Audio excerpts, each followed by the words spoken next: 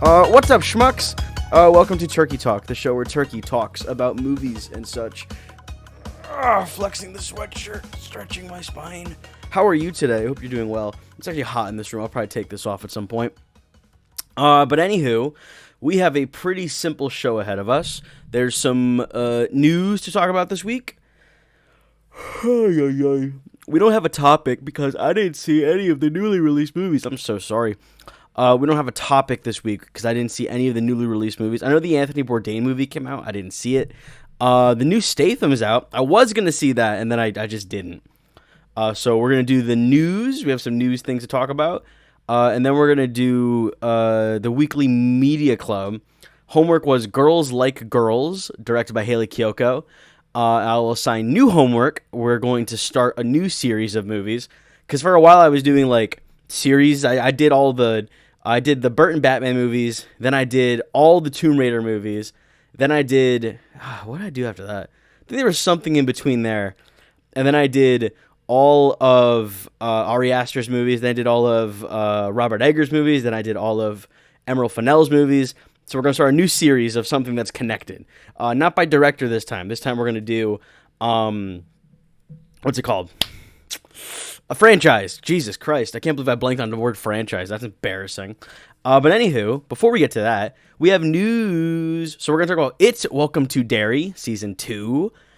Pirates of the Caribbean 6, or Pirates of the Caribbean, whatever you want to say. We have news about the Batman Part 2 involving Sebastian Stan. Maybe, possibly, we'll talk about it. We have some casting for the God of War series. That's just a right fucking mess. We have a trailer for Blue Eyes Samurai, which I'm excited to talk about. We have things about the Michael sequel, the Michael Jackson biopic that came out this year. I reviewed it. I think it's dog shit. We're going to talk about the sequel, kinda.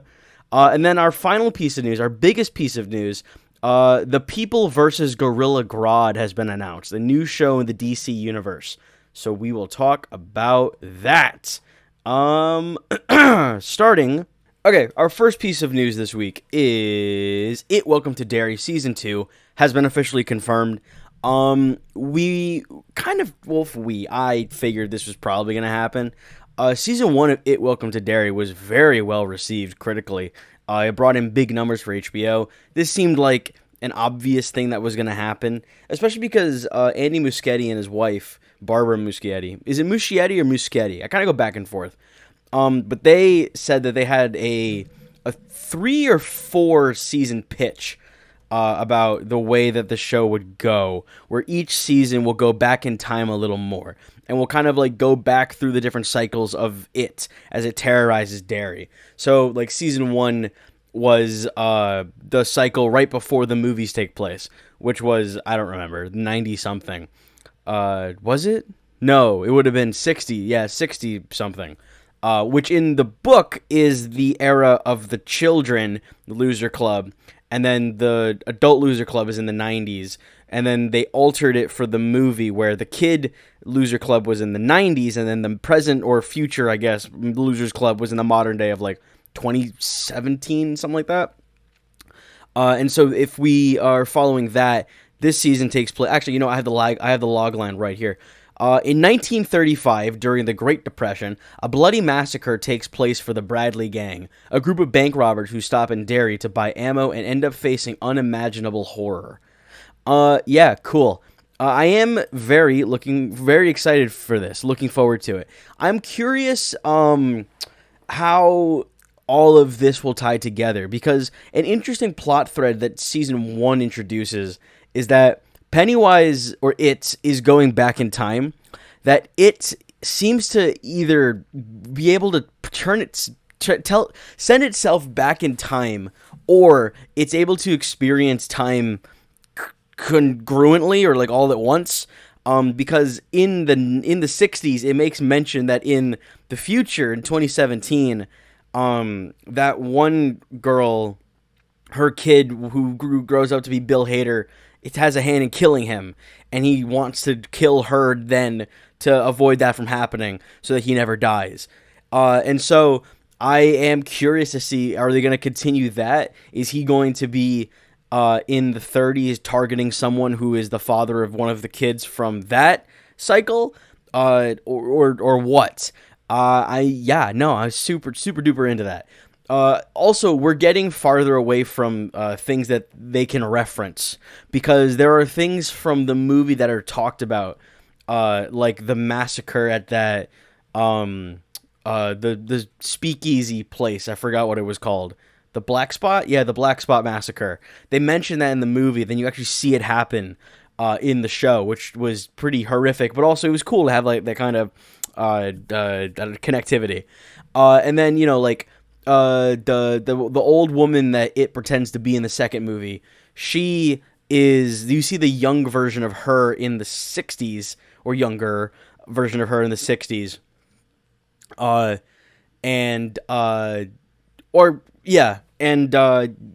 You find out that she has been helping it secure people every cycle. And I imagine we'll see more of that happening in the 30s timeline, which we also saw a little bit of in season 1. And then, if we continue from there, we're going to go back in time another cycle, and that's when it found Bob Gray and took on the personification of Pennywise, or the persona, I should say, of Pennywise, and the little girl who would ultimately end up helping it secure food. But no, I really like this. I like it a lot. It's one of the only Stephen King books I've read. I read it when I was in middle school, and I was way too young to like fully understand it and comprehend it. I just remember thinking like, wow, it's so edgy. The N-word's in this book. That's so bad and fucked up. Ooh. But I wasn't like fully embracing it, I think, or like the comprehending it. I was just like, wow, this is so demented. This is horrible. There's a bunch of children fucking each other. This is awful. This is gross and bad. I love it. In the mind of a 13-year-old boy. But yeah, I mean, I probably should revisit the book. I know it's like 1,000 pages long. It took me like an entire school year to read it. I think I was in 8th grade, 7th or 8th grade, when I still read. I don't really read anymore. I read comic books. I don't have it in me to read now. I bought this. If I can grab it. I bought this at a bookstore I went to earlier this year, and it's just sitting on my desk because I don't read. I would love to. Maybe I'll start. Here we go. The Battle of Tiger Cove. Now she rides the highways and the spurs, making stops from town to town along the coast. Is this chapter 1? What's happening? What am I doing? I'm not going to read this. Not going to read it now. I'm not going to read it ever. A friend of mine wrote a book. I have a copy. It's right there. It's sitting on my shelf. A friend of mine wrote this book. And I have not gotten as far in it as I would like to have, because I just don't read. I couldn't even tell you what's happening in this anymore. But yeah, a friend of mine wrote this book, like actually wrote a book, and I just have not. I just don't do it. It's just not a thing I do, unfortunately. But I'll read it. For some reason, I'll read the longest book ever written, probably, or one of the longest fucking books ever. I'll read that one because I'm an asshole. Anywho, let's talk about Pirates of the Caribbean number 6, because there's a bajillion of these. Where can I put this? Right there. Pirates of the Caribbean 6. The last one came out in, I want to say 2019, but I don't know if that's true. Let's find out. Pirates of the Caribbean film series. Just give me a list. Here we go. 5 was Dead Men Tell No Tales. 2017. Holy shit. It's been 9 years. Wow. Okay, cool. Wow, really? 2017? Wow. I don't remember that at all. I didn't even see it. That's the only one I haven't seen. I've seen all the other ones. I think they're fine. I think the first one is genuinely mid. I know everyone loves it. I think it's fine. It was a real slog for me to get through the first time I watched it. Because I watched them for the first time in like 2024, 2023 or something like that. I just felt like going through them all. And I watched the first one, and it was a real slog. And then I watched the second one, and I was like, this one's fun. It's stupid and silly, but it's fun. And Davy Jones is the coolest guy I've ever seen. Bill Nighy puts in a great performance as that character. Famously hated the role, too. And then the third one, I think, is also stupid, but kind of fun. There's some insane visuals happening in that movie. But it's also, like, it's silly. Will Turner and Elizabeth Swann. Is that Elizabeth Swann? Yeah, that's her name. They get what's his name, Barbosa, he officiates their marriage in the middle of a giant battle. That's amazing. That's so fucking awesome. That's pulpy as shit. And then the fourth one is the worst movie I think I've ever seen. It's horrible. At the time, it was the most expensive movie ever made, and it looks like shit. It looks like it was filmed on an iPhone, and not in like a endearing way. It looks terrible. It's awful to look at, and it's boring. It looks bad. Everyone's phoning it in. No one's having a good time. It's really bad, and it really turned me off of watching the fifth one. So I haven't. But I hear it's okay. Javier Bardem is the villain. I might watch it just for that because I love Javier Bardem. But yeah, and then the sixth one is coming out now, starring Margot Robbie, and we're gonna bring back Johnny Depp, famous bad person Johnny Depp. Woo! It's being reported though that Margot Robbie is going to be the protagonist, and Jack Sparrow will only be at a supporting role, which is fine by me. He's kind of the main character of the fourth one, I guess. No, I'd say he is, because they get rid of Will Turner and Elizabeth Swann, but Elizabeth Swann and Will Turner are the main characters of one, mostly two, and definitely three. Because Jack Sparrow isn't in three as much as he is in the other two. Because he's dead for a little bit, and they have to go get him. But yeah, I mean, him being in a supporting role is fine. I do think it's interesting, though, because he is a supporting character in the first one. He kind of is in the second one. I think he kind of moves into more of a main character protagonist role in the second one. Especially because, like, Davy Jones's beef is with him specifically. Like, you know, I just, so, like, a lot of the drama of the second movie revolves around Jack. But the third one is firmly about Will Turner and Elizabeth Swann, from memory. The one time I saw that movie a couple years ago. The fourth one is Jack's movie, and the fifth one, I don't know, I didn't see it. But this is fine by me. I think this is okay. I just don't want to see Johnny Depp on screen, like, ever again. I know there's still, like, some disagreement about him and the Amber Heard thing, but my understanding from the things I've read and the clips of that trial that I saw is my understanding is that they're both just two bad people who are bad to each other, and they should both probably go to prison. That's my understanding. So, with that in mind, I don't have interest in Pirates of the Caribbean 6. I like Margot Robbie. I might watch it because she's in it, and I'm a fan of her work. But yeah, I can't say I'm like chomping at the bit for another Pirates of the Caribbean movie in the big 2026. Jesus. Anywho, The Batman, a part 2. It's filming right now. There's a bunch of really cool set videos coming out of the GCPD and the GC SWAT chasing Batman in the Batmobile, and they're shooting at him and shit. I could theorize right now, Court of Owls, maybe some imposter thrown in there. I've got thoughts, but we're not going to do that. Instead, it was reported this week, and then kind of misreported, and there was some fucking things happening. But allegedly, Sebastian Stan said in an interview that he is playing Harvey Dent.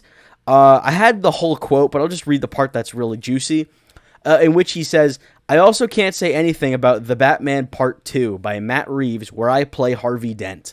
And at the time, I thought that was kind of a weird way to word that. Just sounds a little robotic. But it was reported, so it seemed like that was true. It was also like an interesting quote that he had said in full. We were talking about how they were making Avengers Doom Guy with no script.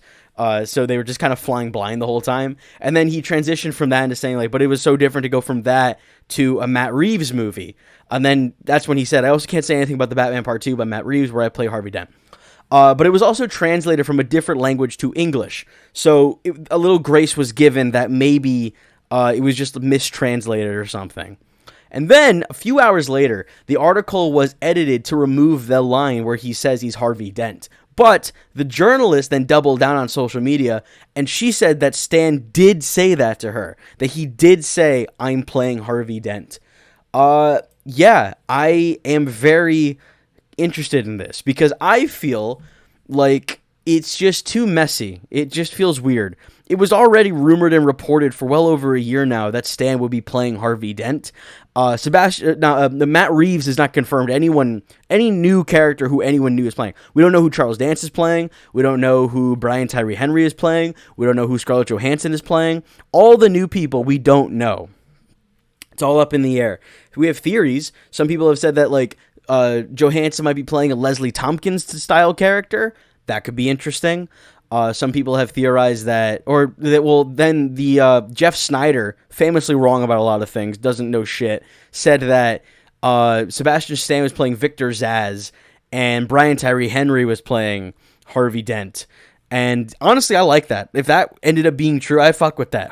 Victor Zsasz is a really interesting character. There's a famous Batman story. There was an era of Batman books called Night of Gotham or something like that. Batman Night of Gotham, Batman Gotham. It's not Gotham Knight. That's a different thing. Bat of Gotham? It's something like that. But in one of those, Dr. Arkham, the new one, comes to town, and he like rebuilds Arkham Asylum to be something new. And he touts that like, oh, no one can break out of it. It's the best thing anyone's ever made. And so Batman gets himself thrown into Arkham because he suspects that Victor Zsasz is breaking out of Arkham and killing people across Gotham. So he he gets himself arrested, thrown into Arkham so that he can investigate. And people have theorized that maybe that's where this movie is headed, because that would be really cool. And I don't know, he's being chased by GCPD. There might be something to that. I think something, I'm theorizing, but I think something like The Imposter is going on, where a guy pretends to be Batman, and he starts killing people, and then it ruins Batman's image. That's a great story. That honestly could, like, that comic, it's 3 issues, that arc, whatever, it's a one-off, it's a Black Label thing, but it could be, like, a sequel to the Batman. It's amazing. It's so fucking good. Written by Mattson Tomlin. I think it's Mattson Tomlin. He wrote that comic. He's the co-writer of the Batman Part 2, so maybe he had a little more influence, anywho. So why go through the lengths of hiding Sebastian Stan as Harvey Dent when everyone already suspects that's who he's playing? And if he did say, I'm Harvey Dent, why bother hiding that? There won't be a reveal where we all already expect that. Why, right? I mean, he's either playing a bigger character than Harvey Dent, a character that none of us are seeing coming. Maybe he's Lincoln March. That would get me really horny. He's from the Court of Owls saga. But, it's, I don't know. You don't hide a character like Victor Zsasz.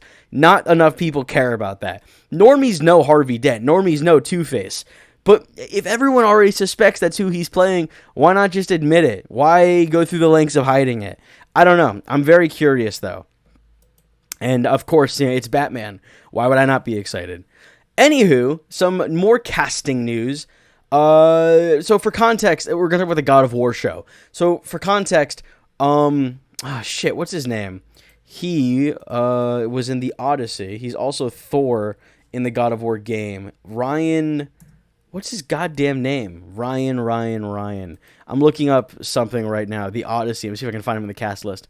Boom, boom, boom. Ryan Hurst. There we go. Ryan Hurst was cast in the God of War series to play Kratos. And then the story goes that he suffered an injury on set. They decided they would recast him instead of waiting for him to recover.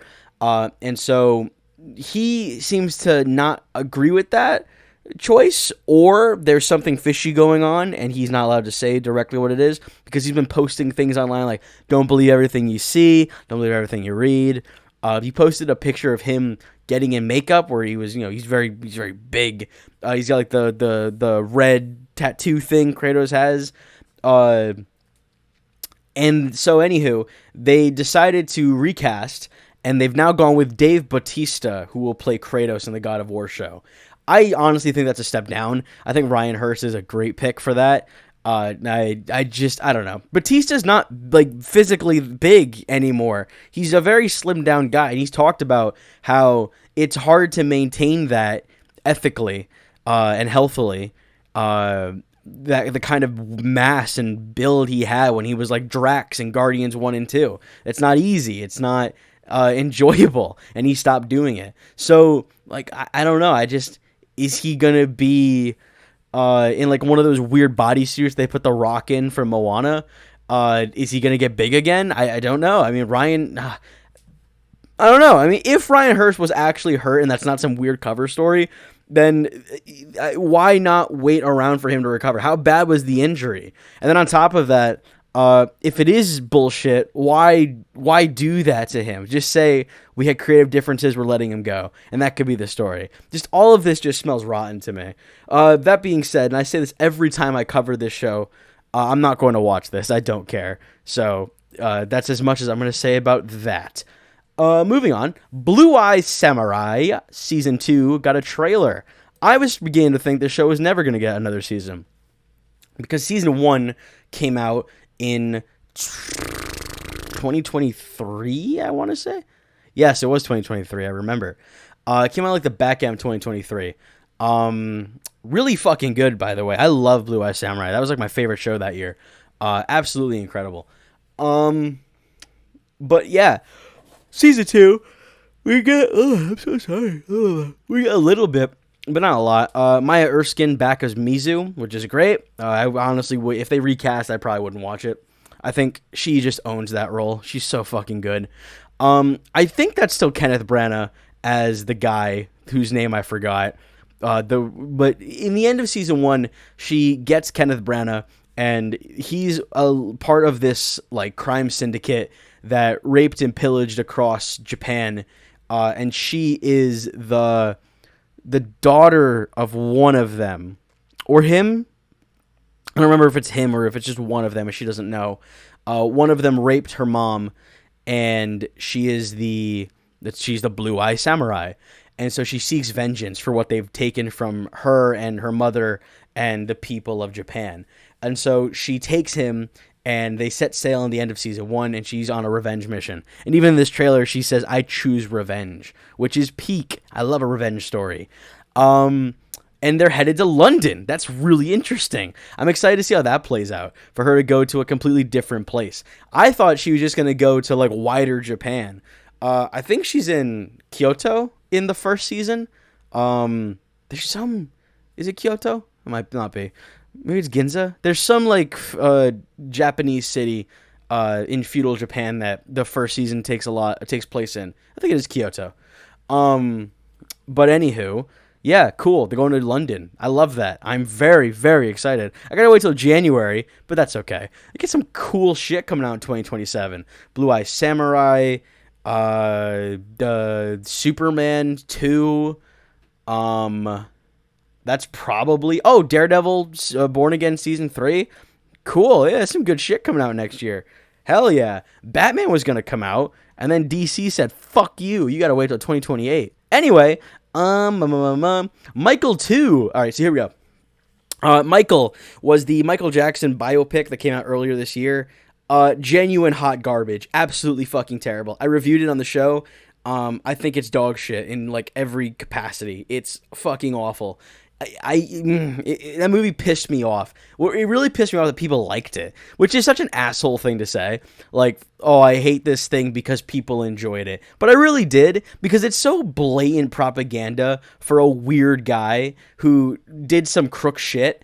It's just very odd, you know? I mean, I talked about this in the review, but the Michael Jackson, like, inappropriate with children thing, that was known. He's on camera in some interviews talking about how he would have, like, he had, like, a vision board with pictures of naked children and babies and stuff. He's like, yeah, that's just how I get my inspiration. That's not a thing a normal person says.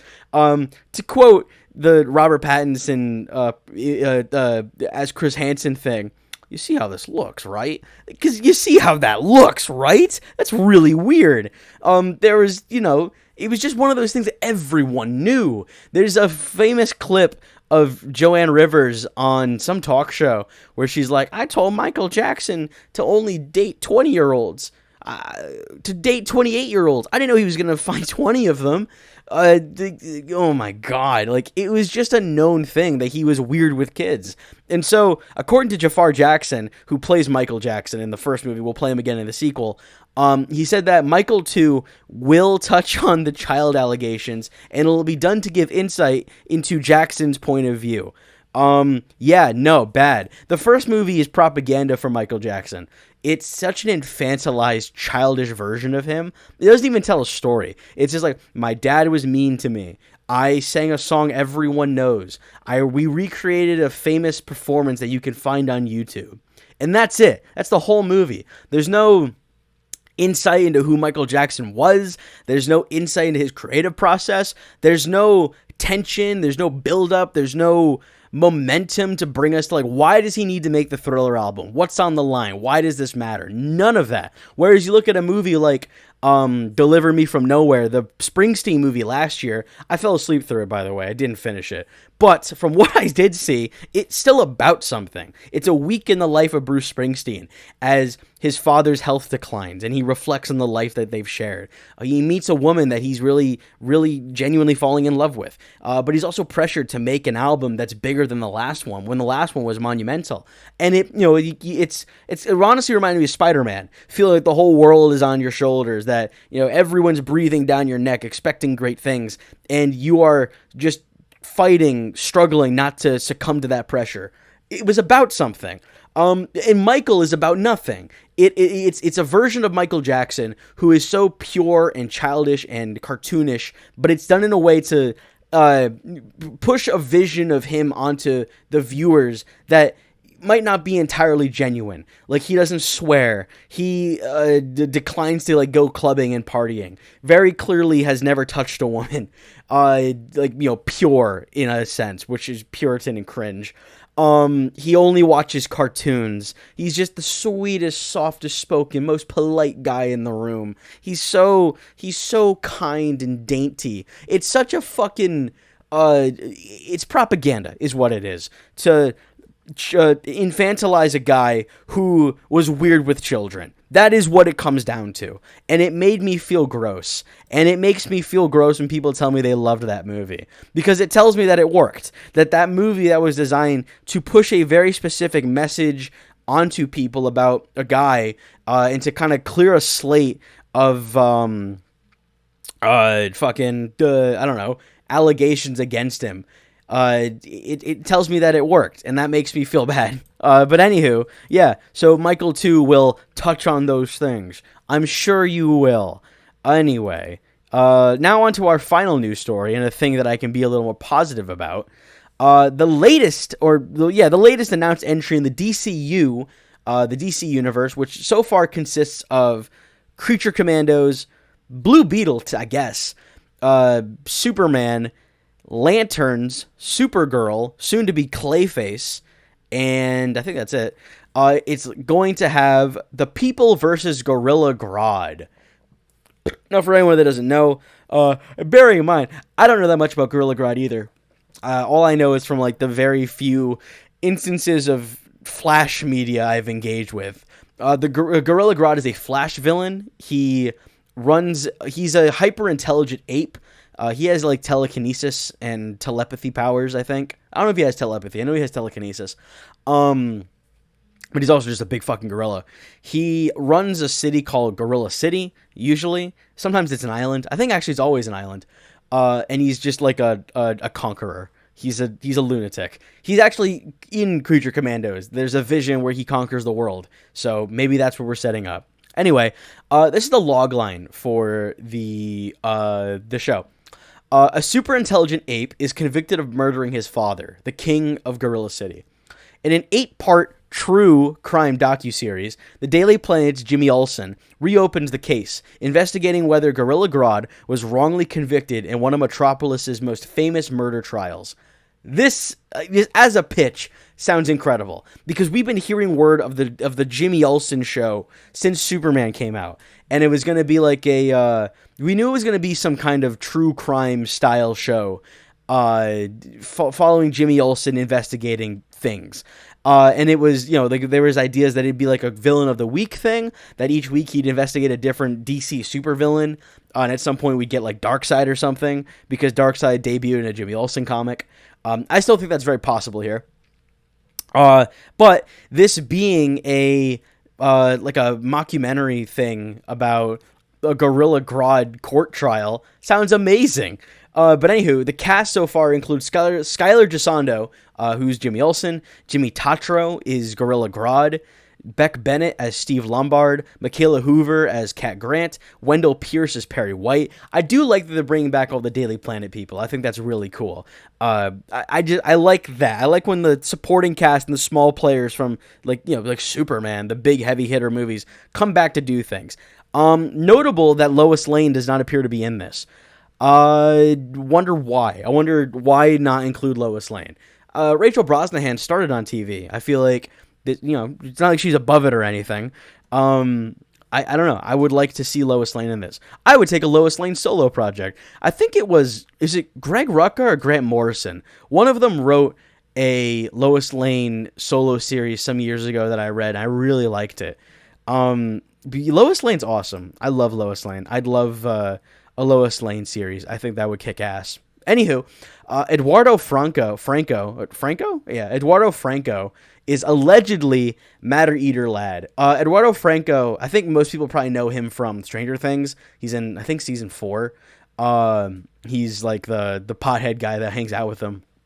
But I am more intellectual than Stranger Things fans. I know him from Booksmart, in which he plays a really laid-back, chill guy who was held back, and so he's 18, and then he fucks the teacher. Yeah, that's his role in that movie. A movie I really enjoy. And then other cast members are Mary Holland, Dan Perrault, and Arian Moed, who their roles have not been disclosed. And then some other details we know. This will be the DC Universe's first foray into true crime, or the true crime genre. It is from the creators of American Vandal. That's really exciting. American Vandal's really good, and it's also a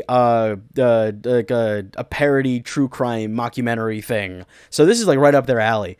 And I think this is so cool for the DC universe to be this varied in what it is, because the MCU has always been just sci-fi action comedy adventure.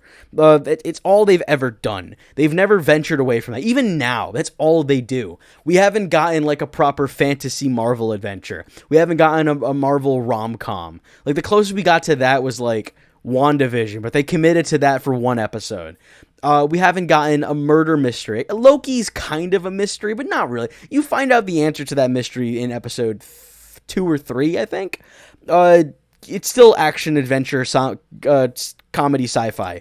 We've never gotten a horror. We've never gotten just anything other than action, adventure, comedy. It's the only thing the Marvel universe offers you. I don't know. Werewolf by Night, I guess that was a horror. Maybe, but still, I don't know. It's such a lacking options over there. It's just the same thing every fucking time. And then you come to DC, and we've got action, adventure, comedy, Superman movie, adult animated Creature Commandos movie, another action, adventure, comedy, and Supergirl, horror movie Clayface, mockumentary Jimmy Olsen show, murder mystery, prestige TV, Lantern show. But even if you leave the DCU, I mean, we've got the Joker movies, which are like honest to God movies that were made by a director that had a vision and something to say. Whether you like what he had to say is up in the air, but it's still, there's a much more effort and care in the Joker movies than there are in any Marvel movie. Any MCU movie, I should say. And then, you have the Batman, which is a crime drama. The Penguin is a mob story crime drama. Like, just the breadth of options you have with DC TV and movies right now just eats Marvel for lunch, man. Like, it's abysmal that the MCU never bothered to do a different thing. They still haven't. Like, we're gonna get Ghost Rider and the X-Men soon, but how are those not gonna be sci-fi action adventure? I mean, Ghost Rider, I guess, is fantasy action adventure because it's like the devil and shit, and that's not really science fiction. But still, you know what I mean? Like, it's all the same. Anyway, this is going to be an 8-part documentary-esque series. It will examine a trial in which Grodd maintains his innocence. Gorilla Grodd was convicted for a crime in March of 2021 and has been incarcerated since. And Jimmy Olsen is given exclusive access to interview Grodd in prison. So that'll be cool. I'm excited to see what Grodd looks like in this. Will they just do a big CGI ape? Will they do some the practical effects? Because this will be on TV, so they might need to conserve budget. And then maybe they'll give them enough budget to do a big CGI gorilla for 8 episodes. I don't know. CGI apes look really good these days, so maybe they could just share models with the people that did the Planet of the Apes movies. But anyway, that's all I have for news. Yeah, cool. No, but I'm really looking forward to that. The People versus Gorilla Grodd. Hell yeah. Yeah, man, just a good time to be a DC fan. I know people were kind of feeling a little down after Supergirl in terms of like the DC universe, but I don't know. This put new life in me, and it's only been like a month. And then Clayface is coming out, and I'm obviously excited for that. But yeah, cool. Love it. In terms of topic, we don't have one this week. Again, I didn't see any of the new stuff, so we're just going to jump into the Weekly Media Club. Woo! Weekly Movie Club. Woohoo! Let's fucking go. I'm so amped. I'm kind of amped. Anyway, so this week, our movie homework was Girls Like Girls, which came out this year. It is directed by Hayley Kiyoko. It's written by Hayley Kiyoko, Stephanie Scott, and Chloe Okuno.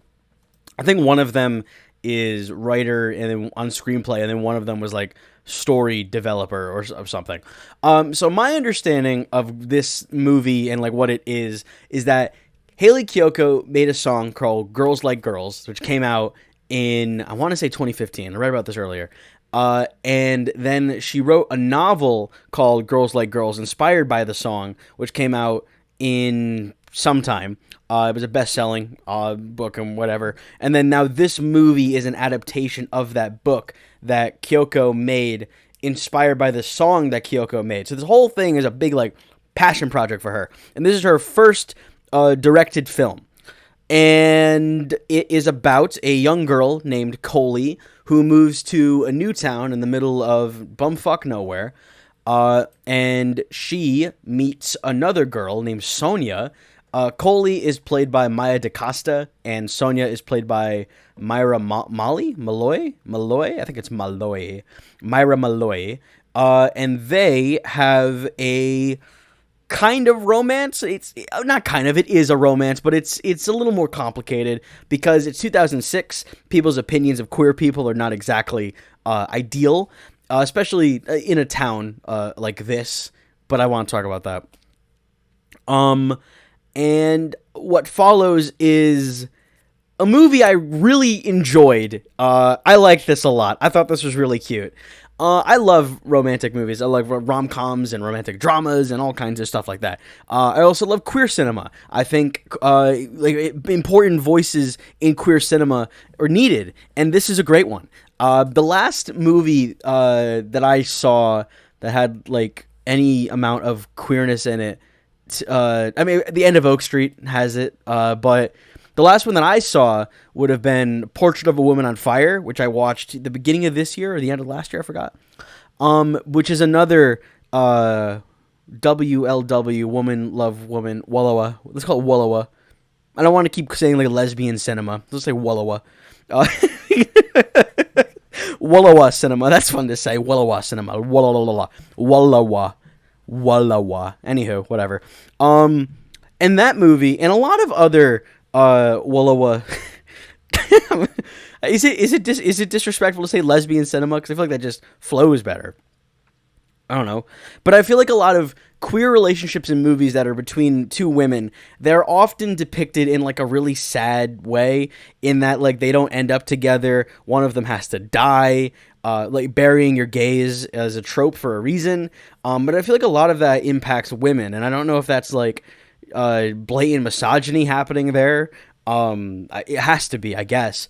But this movie, just to spoil it, doesn't have that. This movie is very wholesome and cute. There's conflict, of course. But it ends in a way where love wins, and I liked that. That alone won me over on the movie. But there also came a point where I was kind of hoping that love wouldn't win, in a way. which I'll get to. But anywho, I do want to say Maya DaCosta is really good in this as Coley. She's great. She's really good. I mean, the whole movie is on her shoulders. She has to sell this. She's got to sell this character. She's got to sell the romance. She's got to sell the conflict. She's got to sell all the inner turmoil and the grief that her character is feeling. It's great. There's a lot riding on her, and she sells it. She's very good in this. I will say, the dialogue in this is clunky as shit. There's some clunky-ass dialogue, some cringe-ass lines, just some stuff that very, very cringe in moments, but also all balanced out by a lot of really wholesome energy. Like, for every moment that I was kind of like, ooh, that's not a great line, or you didn't sell that, there was another, like, 3 moments where I was like, oh, that's really cute, I like that. So, it's not even that it balanced out, it's just that the cute things and the wholesome things and the things I really enjoyed, they outweigh the clunky dialogue and the cringy lines and stuff. And I don't know where the failing is, because I feel like if those scenes were maybe, I don't know, because this is a really well-directed movie and the performances are really solid. So I don't know, I think it is just the lines. I think it's just the dialogue there. But it's wholesome, it's cute, because Coley is seemingly completely aware that she's a queer woman, a young queer girl. She's like 16 or 17. She is very confident in the fact that I like girls. I am gay. But Sonia is almost on the edge there, where she can acknowledge and knows that she likes Coley, that there are romantic feelings there, but she's scared. She doesn't know how to process that. She doesn't know how will the world react to what I'm going to do. She fears being perceived. And that I thought was really interesting conflict. You have one character who fully, entirely is willing to risk it all for love. They love this person, and they're going to risk it all for them. Then you have another person who loves this other person, but they are scared, and they're not willing to risk it all for them. And there comes your conflict. If you're not willing to risk it all for me, how much could you really love me? And I think that's really engaging, enticing drama that the movie does not play with. It's there for a little bit. A lot of it goes unsaid, which I liked. Showing over telling is good. But so little time is dedicated to that. There is a moment where the two of them go on a walk and they end up sharing their first kiss, and it's a very exciting moment. And, they play it very well, the two of them, through mannerisms.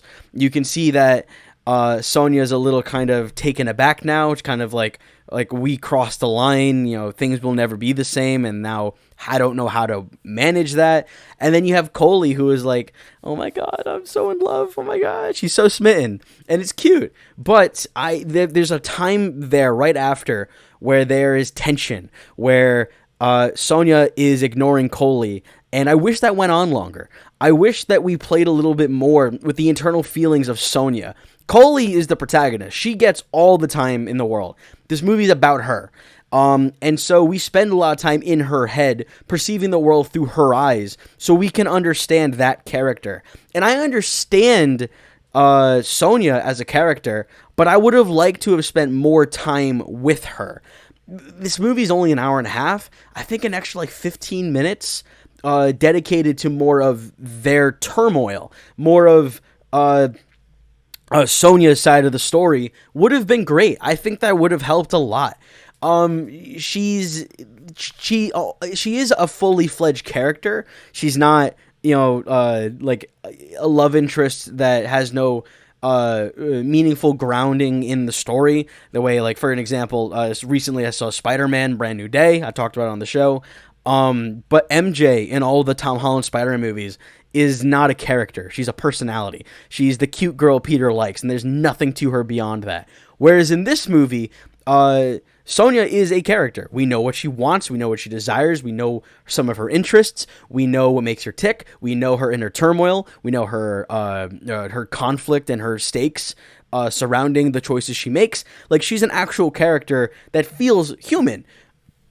But I also would have liked more, because a lot of the drama in this comes to a head when they finally confront those feelings. When Sonia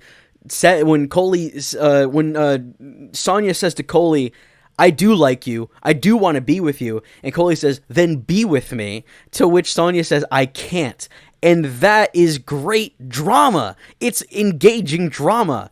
But I would have liked more. I also would have liked to have felt like there were actual stakes for this. Because everyone who they encounter is either completely fine with queer people in the middle of Oregon in 2006, or we just don't explore their feelings of queer people. There's a guy who Sonya is kind of like having a fling with named Trent or Trenton or something like that. And he makes some comments about how like he has a cut or something on him, but he won't use the ointment because it's pink. He's like, I don't want pink on me. That's not manly. I don't want that gay shit, which, you know, plays into toxic masculinity and the homophobia. But that's kind of it. There's no real tension around what will Sonya's friends think of Sonya coming out as queer. What would Zach Braff is in this? He plays Coley's dad. He's kind of like not really important. I don't know. He's a plot device fully, which I thought was fine because he worked. But you know, how would he react to Coley having a girlfriend and being queer? We don't know. We don't find out. We don't know if there are actual stakes to this relationship happening or not happening. So I don't know truly if Sonya's fears of this relationship are valid. She might be living in the most progressive town in America, and everyone in there would be okay with it. I don't know. The movie doesn't explore that. It doesn't tell me that. So I don't know. If maybe her dad or her mom made some kind of homophobic comment, that would be enough. That would tell me that this is a young girl having thoughts about liking other girls, but is living in a household that would not love or accept her, and she lives in fear. That would be something. That would tell me what I need to know, and you'd be okay. But they don't have that, so then I don't know. Maybe her mom and dad are completely accepting of queer people. I don't know. I really don't know. It could go either way, and that's a problem. I should know that there are stakes to this, that there's a validity to Sonya not wanting to pursue love. But the movie doesn't do that, so then I ultimately don't know. Is she right in having that fear? Is her fear misplaced? Yeah, I don't know, and I think that's a mark against it. But again, like I said, for like every one thing I had a problem with, there was like 3 other things I really enjoyed. The character moments are delightful. The interactions between Coley and Sonya are great. Maya DaCosta and Myra Malloy are incredible in this. They have great chemistry. I buy that they are like really smitten with each other. I buy that they are obsessive with each other or obsessing over each other. I get it. I believed in their love, and that's very important in a movie like this. And I just felt like the way that their scenes together are shot it's so intentional. The way the camera lingers on Sonya in certain moments, and like the little things that Maya DaCosta does as Coley. There's a scene or a shot really where they're on a couch together and Sonya leans forward to get something, and Coley keeps her head straight but looks down like really noticeably to stare at her ass for a second, and I thought that was really funny. Just great. It's just really interesting character moments. The way that they touch each other subtly in groups where they'll be next to each other, but they'll make sure that their hands are brushing or their knees are connected or something like that. Sometimes it's a little more explicit. They'll put their legs on each other, but still, like that right there telling me that these two girls, they won't be so open with their love out of maybe fear of judgment or just to keep things on the down low. But they also just can't keep their hands off each other because they like each other that much. They want each other that badly. And I thought that was just very well handled from an actor standpoint and a director standpoint. Hayley Kiyoko is a great voice in this. From her writing to her direction, you can feel the passion and the care in this. This is a very competently made movie, and you can feel the craftsmanship. I thought that was just very endearing. That hit me where I live. There is a little conflict though, where when everything kind of comes to a head,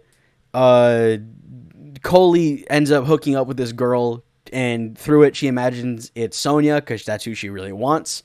and she goes home crying about it because she realizes how much she loves Sonya and just sad she can't have it. And her dad, Zach Braff, the whole movie, they've been at odds with each other because she thinks that he abandoned her as a kid, but now that her mom is dead and he has custody of her, they like have to be together. And she doesn't like that because she doesn't really know him and doesn't like him. But they, the walls get broken down by the end of the movie and they start to bond. But he tells her, like, I want to be here for you. I am here for you. And he gives her this really powerful speech. It's brief, but it's very impactful. And he tells her, like, I want to see you find your person, someone that doesn't make you cry like this. And when he says that, she just like lets it. It's not that she lets it go immediately, but you can, feel that that's the kick in the ass she needed. That I want to be with someone that makes me feel good, not someone that makes me feel like this. Because as the emotions were building up between Coley and Sonya got scared, and so she ran away, and she ended up going away for a while to like dance camp or something. And in that time, Coley gets a job. She makes new friends. She's living her life. And then Sonya comes back, and they have that conversation where it's like, I want to be with you, then be with me, I can't. And it was in that moment where I didn't want their love to win. I wanted Coley to find a different person, to find someone who did want her and loved her and respected her better. Because it's not that Sonya is like bad for her or something. She's not.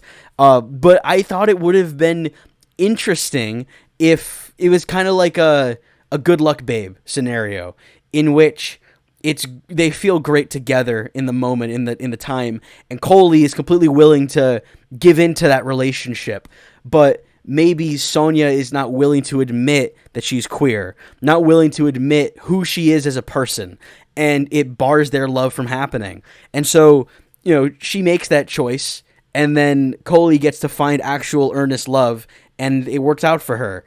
And that ultimately is kind of a bittersweet message about accepting yourself. And if you don't accept yourself, you're setting yourself up for failure and for misery, which, it would have been harsher than I think the movie harsher than the movie warrants, I guess, because at the end of the day, this is a cute movie that celebrates queer love and love in general, and it's about identity and finding yourself in the hardest moments, and embracing who you truly are, and like the conflict and the turmoil that comes of that. So maybe an ending like that would not have suited it, but I don't know. I don't know. It felt to me like Coley was too forgiving of Sonya. That Sonya really was kind of awful to Coley, and I don't think she deserved her immediate forgiveness. I felt like she either had to work for it or should have been, I don't want to say punished, but just didn't deserve it. I felt Coley was too good for her.